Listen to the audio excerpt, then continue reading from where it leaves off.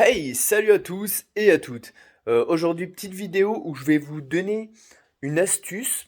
Si vous êtes dyslexique, par exemple, comme moi, ou que vous avez du mal à écrire et que vous voulez avoir en permanence un système d'écriture qui marche sur votre portable avec reconnaissance vocale, vous savez, vous parlez et ça écrit tout bêtement votre message, votre texte, votre cours, tout ce que vous voulez en fait.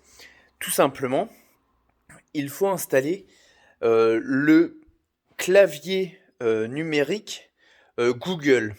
Alors vous allez me dire pourquoi installer le clavier Google alors que j'ai du mal à écrire, ça va m'avancer à quoi?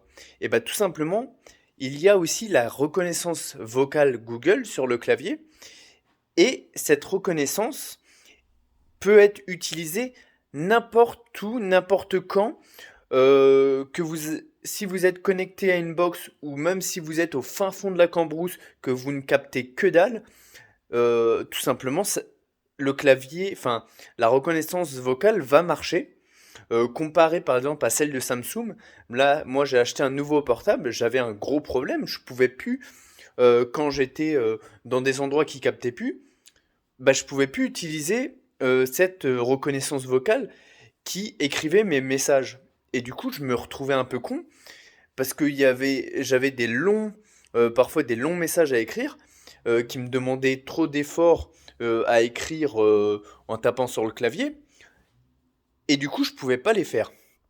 Et du coup, j'étais bloqué et je me suis dit, punaise, ça me fait chier. Comment je pouvais faire? Du coup, j'ai remarqué que le GPS Google, et bah, malgré que je captais pas, je pouvais quand même écrire des textes à l'intérieur. Et du coup, je me suis dit, c'est génial. En fait, Google, peu importe que tu sois connecté ou pas, leur logiciel de reconnaissance marche, contrairement à celle de Samsung. Du coup, voilà. Je vous conseille d'installer tout simplement le clavier Google.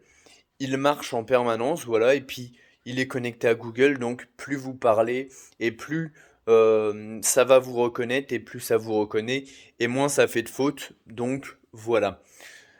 Et bah sur ce, je vous dis à la prochaine. N'hésitez pas à me dire en commentaire si ça vous a aidé, si vous aussi vous avez parfois ce genre de problème.